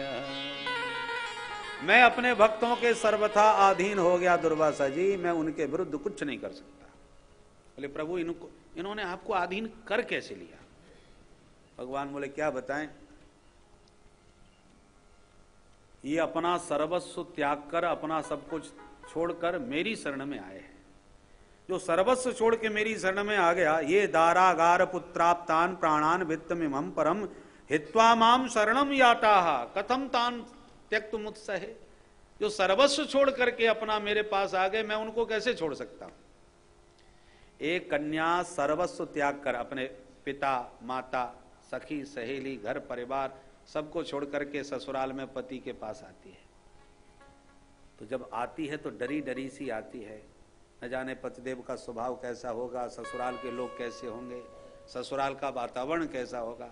डरी डरी सी सहमी सहमी सी ससुराल में आती है, पर जब ससुराल में सेवा करके सबका हृदय जीत लेती है, पति की प्रिया बन जाती है, तो एक दिन वो आता है कि पतिदेव घर में आते समय डरे डरे से आते हैं, तो नाराज ना हो जाए, आज बहुत विलंब से आ रहा हूं।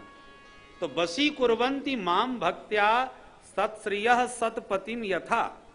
जैसे सदाचारिणी स्त्री पतिव्रता अपने पातिव्रत से पति को भी बस में कर लेती है, ऐसी भक्तों ने मुझे अपना सर्वस्व समर्पण करके उस मुझ जगतपति को भी बस में कर लिया। तो प्रभु अब मेरा क्या होगा? भगवान बोले उपायम कथयिष्यामि, उपाय बता रहा हूं। तुम जिसका अपराध किए हो उसी के पास चले जाओ, वही तुम्हें बचाएगा। 1 वर्ष हो चुका था भागते भागते दुर्वासा जी को। 1 वर्ष के बाद आकर के अम्बरीश के ही चरणों में गिरे, भैया अम्बरीश इस सुदर्शन से हमको बचा। अम्बरीश ने उठा के हृदय से लगा, रे महाराज जी उल्टी गंगा मत बहाओ, ये दास आपका अपराधी है। दुर्वासा जी बोले और बातें फुर्सत में कर लेंगे, पहले सुदर्शन शांत करो। 1 वर्ष से पीछा कर रहा है मेरा। सुदर्शन चक्र की स्तुति करी और अंत में भगवान के प्रेम की शपथ सुदर्शन को दी। यदि नो भगवान प्रीत एकः सर्वगुणाश्रयः सर्वभूतात्म भावेन दुजो भवतु विज्वरः। प्रभु से मेरा सच्चा प्रेम है, तो हे सुदर्शन तुम्हें उस प्रेम की शपथ है कि तुम शांत हो जाओ, इस ब्राह्मण को अपने ताप से मुक्त करो। तब जाके सुदर्शन शांत हुआ। दुर्वासा जी ने तो कान पकड़ लिए। अहो अनंत दासानाम महत्वम दृष्ट मध्य में। प्रभु आपके दासों का महत्व आज मैं भली प्रकार से जान गया। ऐसे श्री अम्बरीश महाराज हुए। इन्हीं अम्बरीश जी के वंश में आगे चल के राजा युवनासु हुए। युवनासु के भी कोई संतान नहीं हुई तो यज्ञ हुआ। अब लगभग यज्ञ संपन्न हो चुका था, समापन की ओर था कि रात के 12 बजे राजा को प्यास लगी, सो यज्ञ का घड़ा उठा करके पूरा पानी पी गया। पानी पी लिया। जब प्रातः यज्ञ प्रारंभ हुआ तो बोले कि घड़ा खाली कैसे पड़ा? राजा ने कहा हमको प्यास लगी, सो अपने राम रात में पी गए। अरे राम राम, हमसे क्यों नहीं पूछा? बोले सरकार पानी ही तो था और भर लो। बोले ऐसे कैसे भर लो? मंत्र पढ़ के इतने दिनों से एक एक बूंद उसमें डाल रहे थे, वो मंत्र पढ़ा पानी था जिसको रानी पीने से गर्भवती होती, तो जो रानी को पीना चाहिए था वो आप कैसे पी गए? अब राजा घबरा गए, महाराज तो अब क्या होगा? ब्राह्मणों ने कहा भगवान जाने क्या होगा, पर इतना दावा करते हैं कि मंत्र हमारा बेकार नहीं होगा। राजा घबरा गए महाराज। परिणाम ये हुआ कि राजा के उदर से ही 9 महीने के बाद, अब बालक का जन्म कैसे हो, तो ऋषियों ने शल्य चिकित्सा के द्वारा ऑपरेशन करके वाई कुक्षी का भेदन करके बालक का जन्म कराया और जच्चा बच्चा दोनों को बचाया। राजा भी बच गए, बालक की भी प्राण रक्षा हो गई। बोलो राधे राधे। राजा के प्राण बचे, बालक पैदा होते रोता है स्वभावतः। अब बच्चा का जन्म तो हो गया, भरण पोषण कैसे होगा? बच्चा माँ का दूध पीता है। तो इंद्र ने प्रकट होकर अपनी कनिष्ठ अंगुली बच्चे के मुख में दी और कहा माम धाता वत्स समारोधी, बेटा रोना मत, मैं तेरी रक्षा करूंगा। बालक का नाम पड़ गया मानधाता। बड़ा पराक्रमी बालक मानधाता हुआ। इसकी 50 बेटियां हुई जो सौभरी मुनि को ब्याही गई थी, जिनसे 5000 बच्चों को जन्म दिया था सौभरी मुनि ने। अंत में विरक्त हो गए। तो इन्हीं मानधाता के वंश में राजा सत्यव्रत हुए, त्रिशंकु हुए, हरिश्चंद्र हुए, हरिश्चंद्र के रोहित हुए, रोहित के बाहु हुए, बाहु के राजा सगर हुए, सगर की एक रानी से 60,000 हुए, दूसरी रानी का एक हुआ। 60,000 सगर पुत्रों ने कपिल भगवान का अपमान किया तो सब दृष्टि से भस्म हो गए। उनका उद्धार करने के लिए सगर की दूसरी रानी का बेटा था असमंजस, असमंजस का अंशुमान, अंशुमान के दिलीप, दिलीप के भगीरथ। इन्होंने सभी ने तप किया तो गंगा जी प्रकट वहीं भोलेनाथ की जटाओं से प्रकट होकर और गंधमादन पर्वत पर आई और भगीरथ आगे पीछे पीछे भागीरथी चल पड़ी। और जैसी सगर पुत्रों की राख का स्पर्श गंगा मैया ने किया, यज्जल स्पर्श मात्रेण ब्रह्मदंड हता अपि सगरात्मजा दिवम जगमुह केवलम देह भस्म भे। गंगा जी के जल स्पर्श से ही समस्त ब्रह्मदंड से मुक्त होकर के सगरात्मजों का उद्धार हो गया। बोल गंगा मैया की जय। गंगा जी की बड़ी महिमा है। भगीरथ लेके आए तो भागीरथ ही नाम पड़ा। इन भगीरथ के वंश में राजा ऋतुपर्ण, ऋतुपर्ण के सौदास, सौदास के अस्मक, अस्मक के नारी कवच, नारी कवच के खट्वांग, खट्वांग के दिलीप, दिलीप के रघु, रघु के अज, अज के दशरथ, और दशरथ जी के घर में श्री राम, लक्ष्मण, भरत, शत्रुघ्न लाल जी का प्राकट्य हुआ।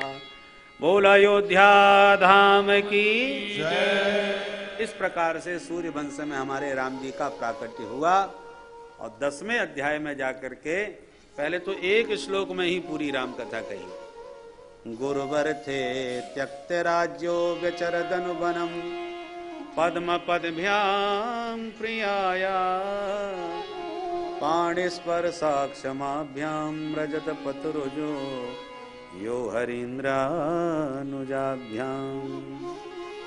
वैरूप्या शूर्पणख्या प्रिय विरहरुषा रोपित भ्रू विजृंभ प्रस्ताब्धिर्बद्ध सेतु खलदव दहन कौशलेन्द्रो वतान। एक ही श्लोक में पूरी राम कथा सुना दी। गुरुवर थे त्यक्त राज्यो, जिन प्रभु ने अपने माता पिता गुरुजनों की आज्ञा का आदर रखते हुए अयोध्या के विशाल साम्राज्य को तिनके की तरह त्याग दिया। त्यक्त्वा सुदुस्त्यज सुरेप्सित राज्य लक्ष्मी धर्मिष्ठ आर्य वचसा यदगादरण्यम। राज्य लक्ष्मी को त्यागना कोई साधारण बात नहीं है। त्यज नहीं कहा, दुस्त्यज नहीं कहा, सुदुस्त्यज राज्य लक्ष्मी। सुदुस्त्यज है, त्यागना बहुत कठिन है। पर राम जी ने मुस्कुराते हुए त्याग दिया। अरण्यम अगात, जंगल की ओर चले।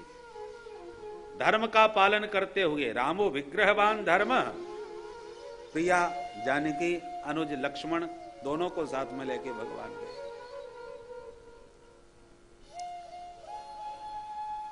अयोध्या का वैभव त्याग करके आए और सोने के मृग के पीछे भाग लिए। माया मृगम दैतैप्सितमन्वधावत। माया मृग के पीछे क्यों भागे? क्या मायापति को मालूम नहीं है माया मृग है? तो फिर भागे क्यों?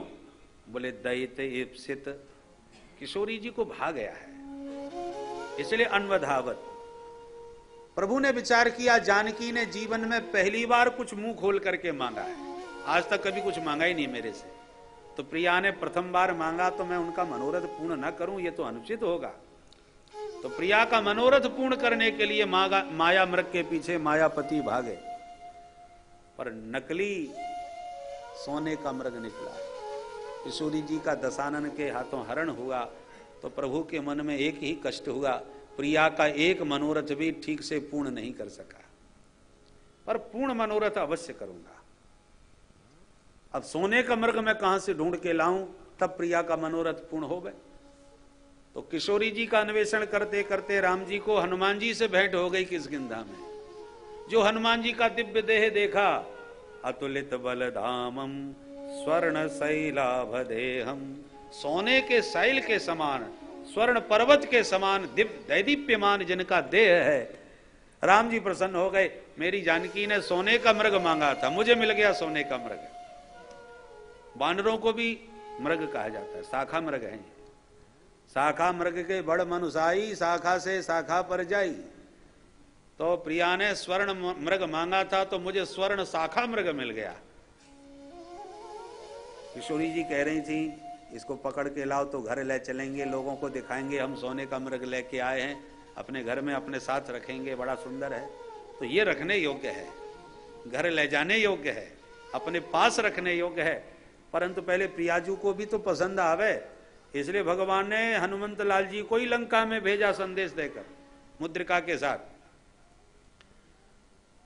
किशोरी जी तो घबरा गई, क्योंकि छाछ, दूध का जला छाछ को भी फूंक के पीता है, ये भी सोने का मृग कहां से आ गया, तो मुंह फेर लिया। पर हनुमंत लाल जी ने माता जी को विश्वास दिला दिया। अब ये भी असली है कि नकली कैसे पता चले? सोने की परख तो आग में होती है, आग में भी जो चमके वो खरा सोना है। तो लंका भी तो सोने की है, और हनुमान जी भी स्वर्ण शैलाभ देहम है। अब इन दोनों में असली वाला सोना कौन सा है?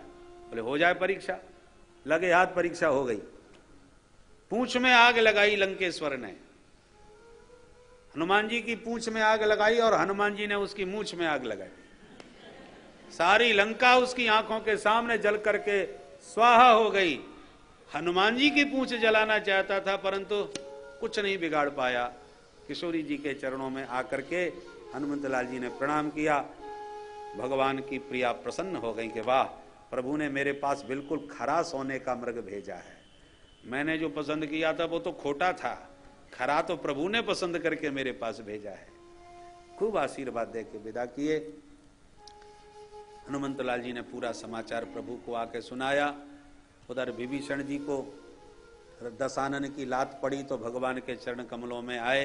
भगवान ने आते ही लंकेश्वर बनाए, समुद्र पर सेतु का निर्माण करके लंका में भगवान दलबल के साथ प्रविष्ट हुए।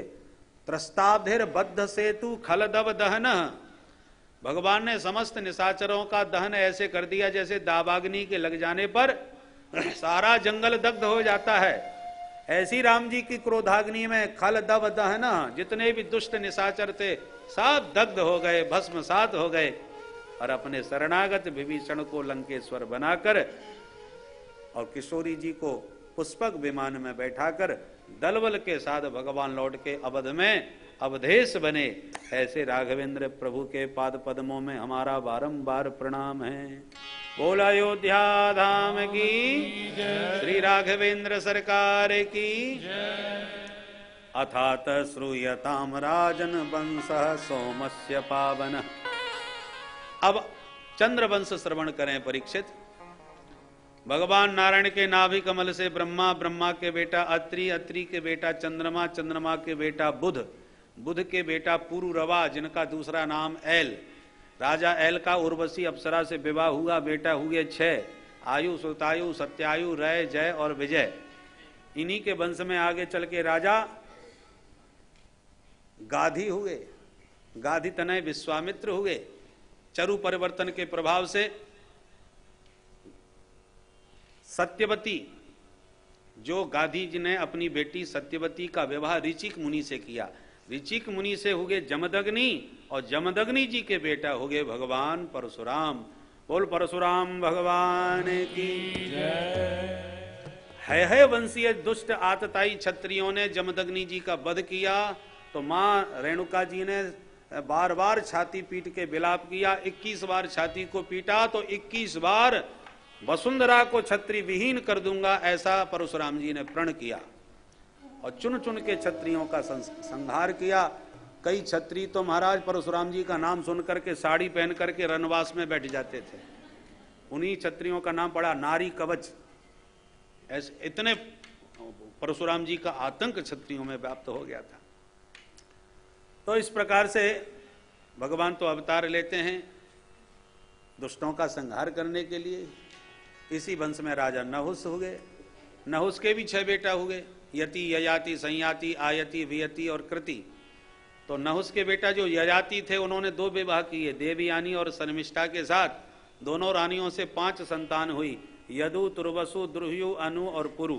सबसे छोटा पुरु, जिसने अपना यौवन अपने पिता को दे के पिताजी का बुढ़ापा ले लिया था, इसलिए ययाति ने पुरु को चक्रवर्ती सम्राट बनाया। उसी प्रतापी पुरु वंश में राजा दुष्यंत हुए, जिन्होंने शकुंतला से गांधर्व विवाह करके प्रतापी पुत्र भरत को जन्म दिया।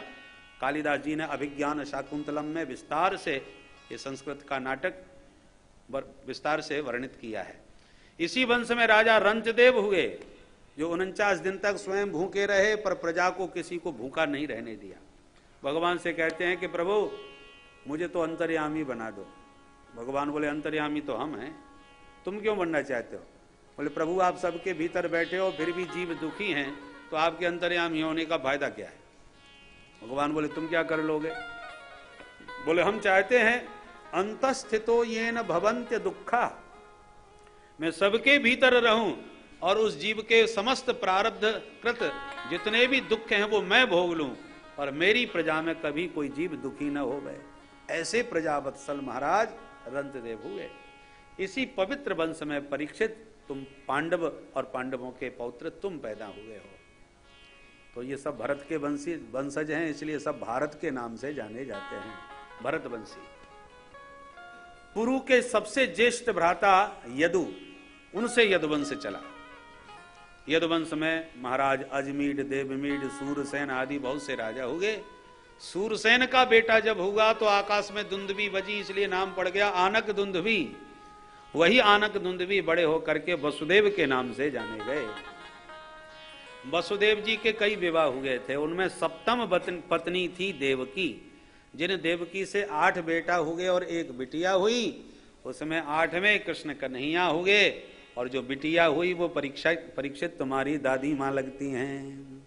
अष्टमस्तु तयोरासीत स्वयमेव हरि किल सुभद्रा च महाभागा तब राजन पितामही। तुम्हारी पितामही, तुम्हारी दादी माँ सुभद्रा का जन्म हुआ कन्हैया की अनुजा, छोटी बहन के रूप में। गोविंद का प्राकट्य तो बंदी गृह में मथुरा के बंदी गृह में हुआ और नंद महोत्सव गोकुल में मना। 4 वर्ष तक ब्रज में गोकुल में भगवान ने खूब माखन मिश्री खाए। उसके बाद वृंदावन चले आए। फिर 6 वर्ष तक वृंदावन में काली मर्दन, गोवर्धन धारण आदि दिव्य लीलाएं करी। 11 वर्ष के कन्हैया फिर मथुरा आ गए। मथुरा में आके कंस को मार के 14 वर्ष भगवान मथुरा में वास किए। जरासंध के बहुत आक्रमण हो गए तो रणछोड़ बन के फिर मथुरा से भागे और समुद्र के बीच दिव्य द्वारका का निर्माण किए। 100 वर्षों तक दिव्य द्वारका की लीलाएं करी। 16,108 विवाह किए, 1,61,080 बालकों को जन्म दिए और पृथ्वी का सारा भार उतार करके लीला संवरण करके भगवान अंतर्धान